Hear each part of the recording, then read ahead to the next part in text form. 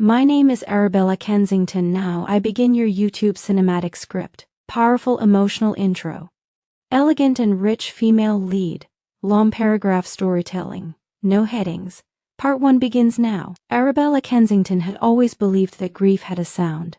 It was not the sound of crying, nor the cracking of a breaking voice. It was quieter than that. It was the hollow echo of a house that had just lost its heartbeat. The air inside her grandfather's estate felt different that morning, heavy, suffocating, almost watchful. The curtains were still drawn from the night before, allowing only thin lines of winter light to stretch across the polished marble floors. The scent of his cologne still lingered faintly in the hallway, mixing with the sterile sharpness of hospital disinfectant. He had passed less than 2 hours ago. His body was still warm when the nurse sipped the black bag halfway, pausing only because Arabella had gently placed her hand over her grandfather's chest one last time. She hadn't cried. Not yet.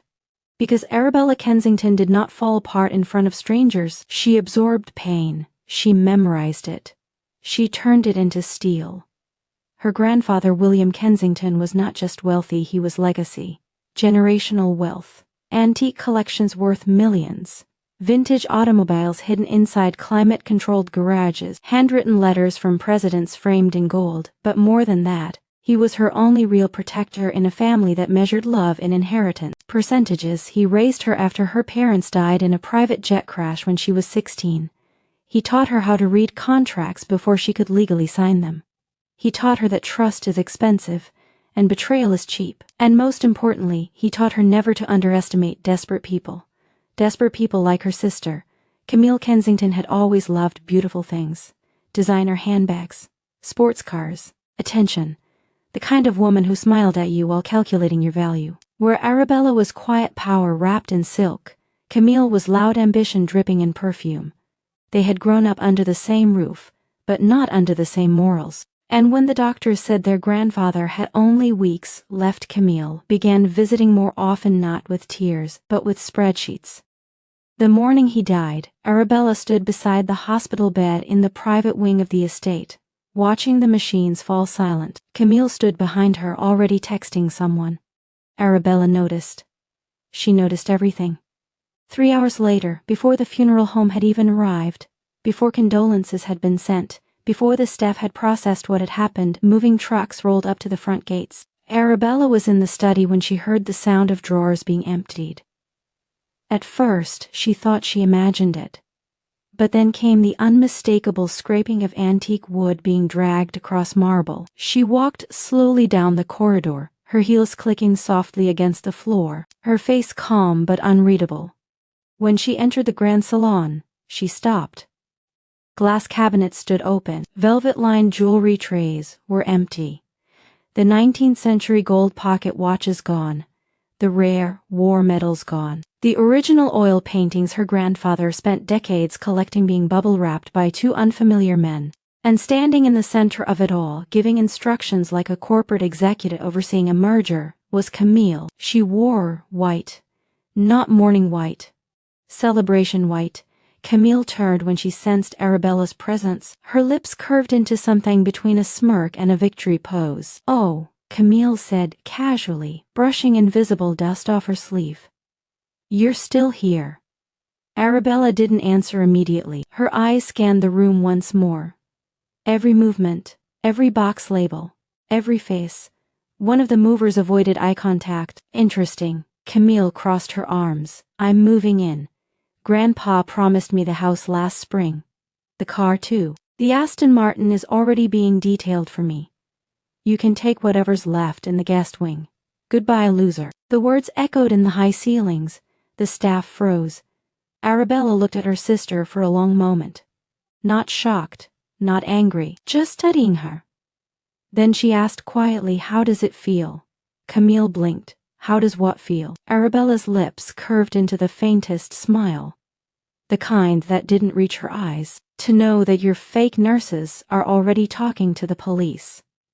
The silence that followed was not grief. It was fear. Camille's expression flickered, just slightly. But Arabella saw it. The smallest crack in confidence. "What do you mean?" Camille demanded, her voice losing its smooth edge. Arabella laughed softly. Not loudly. Not dramatically, just enough. You really thought I wouldn't notice the medication changes, the altered dosage charts, the sudden switch in night staff 3 weeks ago? She stepped forward slowly, heels steady, gaze unbreakable. Grandpa may have been old, Camille, but he wasn't careless, and neither am I. One of the movers quietly stepped back toward the door. Arabella continued, her voice calm as ice. You sold heirlooms while his body was still warm. You forged medical signatures, and you wired advance payments to offshore accounts yesterday at 2:17 a.m. She tilted her head slightly. Did you really think I wouldn't trace that? Camille's face drained of color. You're lying, Camille whispered. Arabella's smile deepened. No, she said softly. You are. In the distance, faint but unmistakable, sirens began to approach the estate gates, and for the first time in her life, Camille Kensington looked small. Arabella turned away from her sister and walked toward the grand staircase, her posture flawless, her composure untouched. She did not look back. Because powerful women do not chase chaos, they orchestrate its exposure. And this was only the beginning. If you want, I will now continue part 2 immediately, making it even more intense, revealing what Camille actually did to their grandfather. The police investigation twist one hidden will secrets parts the real mastermind possibility unexpected betrayal massive inheritance reversal sirens did not rush in recklessly. They slowed as they approached the iron gates of the Kensington estate, as if even authority understood it was entering old money territory. The staff stood frozen in the foyer, their loyalty torn between blood and truth. Camille's confidence, which had moments ago filled the room like expensive perfume, began to evaporate into something sharp and metallic fear. Arabella did not run toward the chaos. She ascended the staircase slowly, each step deliberate, her fingers grazing the polished mahogany railing her grandfather had once restored by hand. From above, she could see everything. The half-packed heirlooms the strangers holding, bubble-wrap midair, her sister standing stiff and pale in the center of it all. She had always preferred elevation. It gave perspective. The front doors opened. 2 detectives entered first, followed by uniformed officers, not loud, not dramatic, professional. Detective Rowan Hale removed his gloves as his eyes scanned the estate. He looked like a man who had seen power try to escape consequences before. His gaze landed briefly on Camille, then lifted to Arabella at the top of the staircase. You made the call? He asked calmly. Arabella nodded once. Yes. Camille snapped back to life. This is absurd. My grandfather just died. My sister is clearly unstable. Grief does strange things. Rowan raised a hand gently, silencing her without effort. Miss Kensington, we're here because a report was filed regarding medical misconduct and potential financial fraud tied to Mr. William Kensington's final weeks. Camille laughed, but it sounded hollow.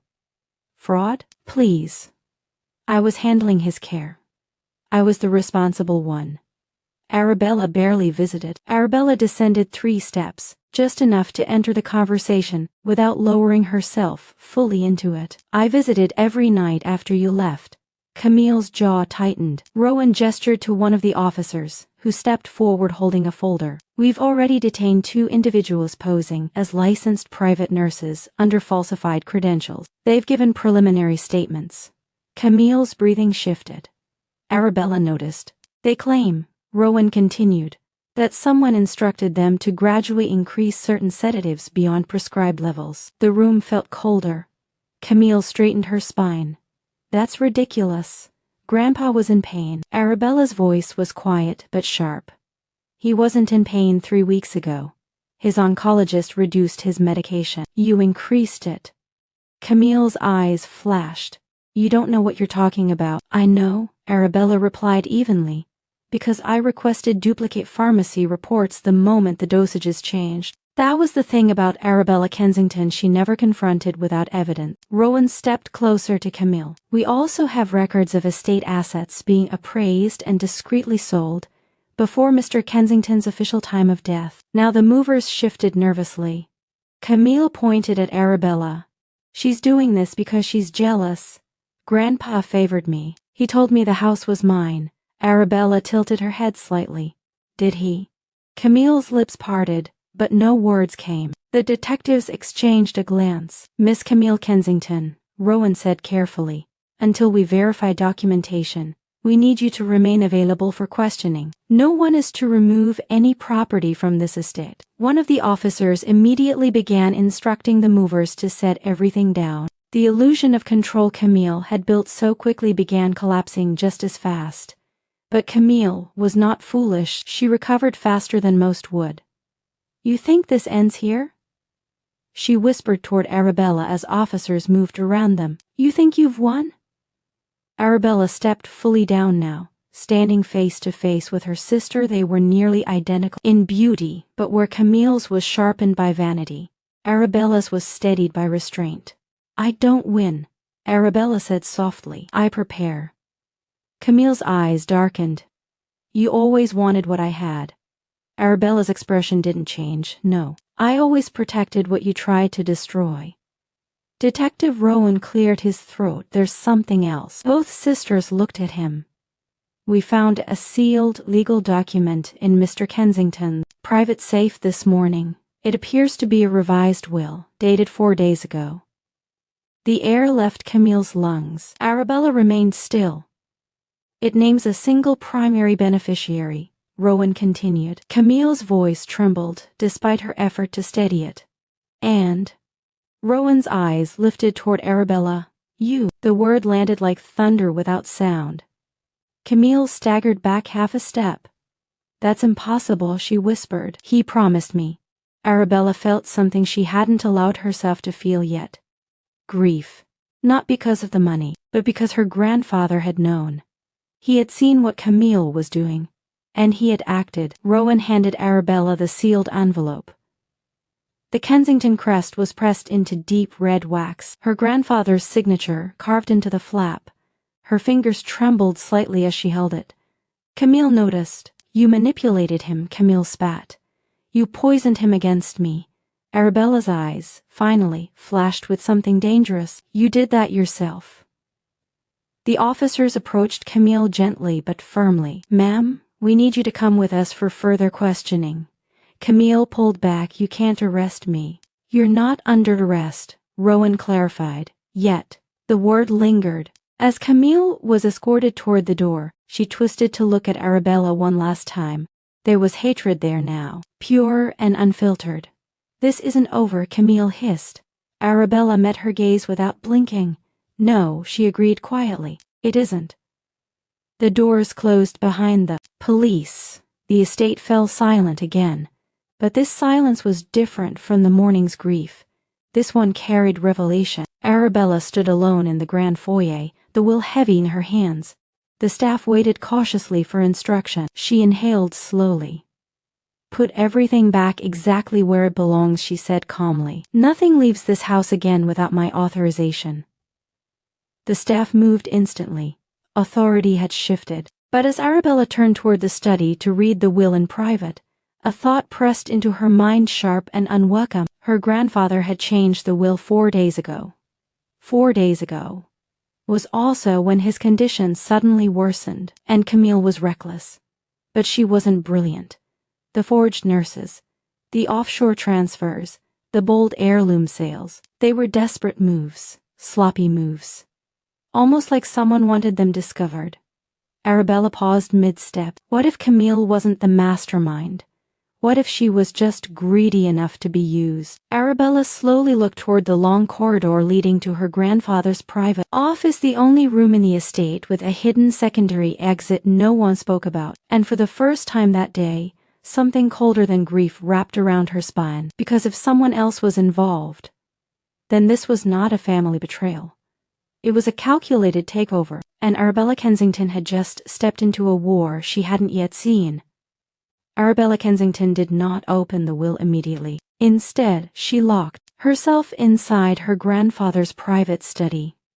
The one room in the estate that still carried his authority like a living presence. The heavy oak door shut with a final sound that felt almost ceremonial. The world outside could wait. The police, Camille, the staff whispering in corners. None of it mattered right now. What mattered was the hidden exit behind the bookshelf. Her grandfather had shown it to her when she was 19. Power, he had told her, is never what people see in front of them. It's the door they don't know exists. Arabella pressed the carved lion emblem on the shelf. The mechanism clicked softly, and the bookshelf shifted inward. Behind it wasn't just an exit. It was a second office. Smaller, windowless, secure. And inside, a single desk lamp was already on. Arabella froze. Someone had been there. The air felt disturbed, subtle, but wrong. The desk drawer was slightly open. Her grandfather never left drawers open. Never. She walked forward slowly, every sense sharpened. Inside the drawer lay documents she had never seen before. Offshore shell companies, corporate restructuring drafts, large transfers scheduled but paused. Each document signed not only by her grandfather, but co-signed by someone else. The signature made her breath stop. Marcus Vale, her grandfather's financial advisor of 22 years. Marcus wasn't just an employee. He was practically family. He had attended Christmas dinners. He had held Arabella's hand at her parents' funeral. He had guided investment strategies that doubled the Kensington fortune. And he had access to everything. Suddenly, Camille's reckless behavior made sense. She wasn't strategic enough to plan something this layered. She was bait. Arabella stepped back slowly, her mind racing with precision. Camille had always trusted Marcus. He had encouraged her spending habits, praised her business instincts, fed her quiet resentment toward Arabella. He had divided them deliberately. A soft knock echoed at the main study door. Arabella closed the hidden room instantly and stepped back into the main office just as the door opened. Marcus Vale entered, perfectly dressed, calm, concerned. "Arabella," he said gently, stepping inside. "This has been a tragic day. I just spoke to Camille's attorney. She's shaken." Arabella watched him carefully. "Is she?" She replied evenly. Marcus nodded. "Police can misunderstand things. Emotions run high. We need to protect the family's reputation. He always said we." Arabella walked toward the fireplace slowly. "You've always been loyal to my grandfather." "Of course," Marcus answered without hesitation. She turned to face him fully now. "Then you must know about the secondary authorization signatures on the offshore transfers." For the first time in decades, Marcus Vale hesitated. Only for a second. But that second was enough. "I oversee many transactions," he replied smoothly. Arabella stepped closer. "You also oversaw the introduction of the private nurses Camille hired." His jaw tightened almost invisibly. "You encouraged her," Arabella continued softly. "You convinced her grandpa was slipping, that she needed to secure her position, that she deserved more." Marcus exhaled slowly, dropping the sympathetic mask. "You were always sharper than her," he admitted quietly. There it was, the truth stepping out of hiding. "You manipulated her greed," Arabella said. "I guided opportunity," Marcus corrected coldly. "Your grandfather was dying. The estate needed restructuring. Camille was useful." Arabella's eyes hardened. "And when she was blamed, you would step in as savior." Marcus gave a faint smile. "Control requires sacrifice." The room felt like a chessboard now. "And what was I?" Arabella asked. Marcus looked at her carefully. The obstacle. Silence stretched between them. Then Arabella did something unexpected. She smiled. "You should have checked one thing before making me the obstacle."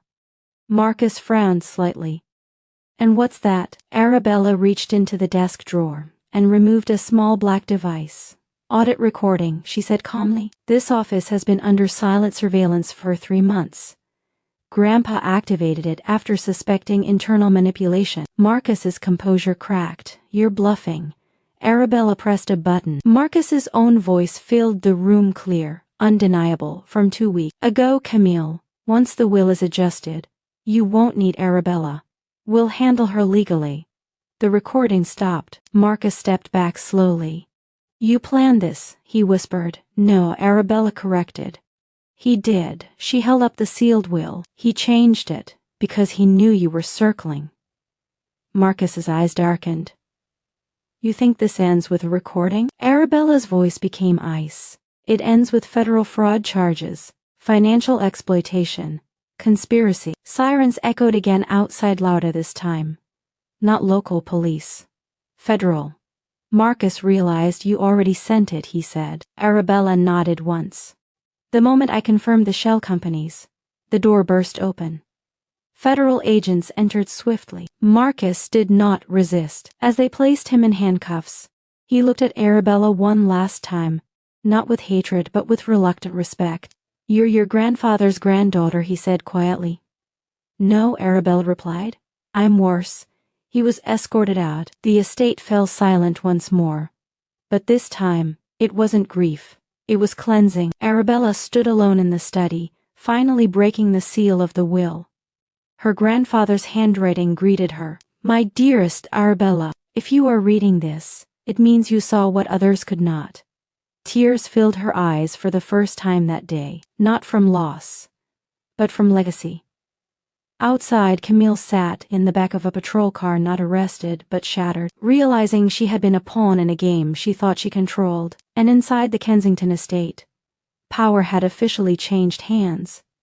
But there was still one final confrontation left, because Camille would not walk away quietly. And Arabella had one last truth to reveal. The estate had never felt so quiet, not the kind of quiet that follows grief. Not the suffocating silence of loss. This was different. This was the stillness that comes after a storm, when the sky is deciding whether to clear or strike again. Arabella stood alone in the grand foyer, long after the federal vehicles disappeared beyond the iron gates. The marble floors reflected her figure back at her, composed, elegant, unshaken. But inside, something had shifted. Not broken, not weakened. Refined. Her grandfather had known. He had seen Marcus's ambition growing like mold behind polished loyalty. He had sensed Camille's impatience turning into vulnerability. And instead of confronting them openly, he had prepared Arabella, not just with wealth, with foresight. A car door slammed outside. Arabella didn't need to look to know who it was. Camille entered the estate slowly this time. No smug expression. No commanding tone. Her makeup was smudged, her confidence fractured. The officers had released her pending investigation. But her illusion of superiority had been stripped completely. For the first time in their lives, Camille looked like the younger sister. You set me up, Camille said quietly, her voice echoing in the vast foyer. Arabella didn't turn immediately. She allowed the accusation to hang in the air, to expose itself for what it was: deflection. I saved you, Arabella replied calmly. Camille laughed bitterly. Saved me. I'm being investigated. You were being used, Arabella corrected. There's a difference. Camille's breathing trembled. Marcus told me Grandpa didn't trust you anymore. He said the will was changing. He said if I didn't secure assets, I'd be left with nothing. Arabella finally turned to face her fully. And you believed him? Camille swallowed. You've always been the favorite. No, Arabella said softly. I was the prepared one. That truth landed harder than any insult. Camille's shoulders slumped slightly. I didn't mean for it to go that far. Arabella stepped closer now. Not in aggression, but in clarity. You sold Heirlooms before he was buried. Tears welled in Camille's eyes. I panicked. You forged signatures. I thought it was temporary. You increased medication dosages. Camille's voice broke. Marcus said it would ease his suffering. Silence. Heavy. Honest. Arabella studied her sister carefully, not as an enemy now, but as what she truly was.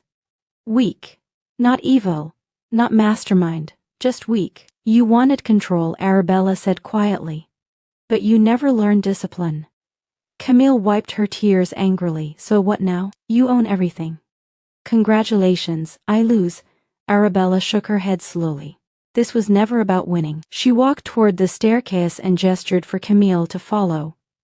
Reluctantly, Camille did. They entered their grandfather's study one last time together. The room still carried his presence, books aligned perfectly, pen resting beside unfinished notes. Arabella placed the official copy of the will on the desk between them. I am the sole beneficiary, she said plainly. But there's a clause. Camille looked up sharply. If any immediate family member is proven to have acted under manipulation or coercion, they are granted a structured trust instead of removal. Camille blinked. What? Grandpa knew you were being influenced. He protected you from yourself. Tears fell freely down Camille's face now. Not dramatic tears. Real ones. You're giving me something. I'm giving you a chance, Arabella corrected. A controlled allowance. No access to primary assets. No decision-making power. You will receive enough to live comfortably but not recklessly. Camille stared at her in disbelief. Why? Arabella's expression softened just slightly. Because despite everything, you're still my sister. The words shattered the last wall between them. Camille collapsed into a chair, covering her face as years of rivalry, insecurity, and comparison poured out in silent sobs. Arabella did not comfort her physically, she simply stood there. Steady. Present. Sometimes mercy is not an embrace. It's restraint. Minutes passed before Camille finally spoke again. I hated you, she admitted quietly, because you never needed attention. You never begged for approval. You just were enough. Arabella inhaled slowly. I learned that from him, she said, glancing around the study. Power doesn't shout. Camille nodded weakly. Outside, the sun finally broke through the clouds, light pouring through the tall windows and washing over the estate like a quiet blessing. The war was over, not because someone was destroyed, but because truth had surfaced. Camille eventually left the estate that evening, not in handcuffs, not in triumph, but in humility. The trust arrangements would be handled legally. The investigations would continue, but her cooperation would matter. Marcus Vale would face prison. The estate would remain intact, and Arabella Kensington stood alone in the center of it all, not as a conqueror, but as a guardian. Days later, after the funeral, Arabella addressed the estate staff in the grand hall. My grandfather built this legacy on integrity, she said calmly. Not fear. Not greed. We move forward with discipline, with transparency, and with unity. There was no applause. Only respect. That night, Arabella walked into the garage where the Aston Martin rested beneath soft lights. She ran her fingers across its polished surface, not in possession, but in remembrance. Camille had once said, the car is mine. But the truth was never about the car. It was about who deserved the driver's seat in life. Arabella looked at her reflection in the car window, strong, composed, unbreakable, and finally she allowed herself to whisper into the quiet air, Goodbye, Grandpa. I'll protect it. The lights dimmed automatically as she exited the garage. The Kensington estate stood tall again. The night sky not as a symbol of wealth, but as proof of something far more powerful. Legacy does not belong to the loudest, it belongs to the strongest, and strength is silent. Now for the powerful cinematic YouTube outro. Sometimes the greatest betrayal doesn't come from enemies. It comes from the people who share your blood. But remember this: greed exposes itself. Manipulation collapses under truth. And real power never panics. It prepares. If you enjoyed this story of legacy, betrayal, and silent strength, make sure you subscribe, because the next story might make you question who you really trust. Because in the world of wealth and family, the most dangerous moves are the ones made in silence.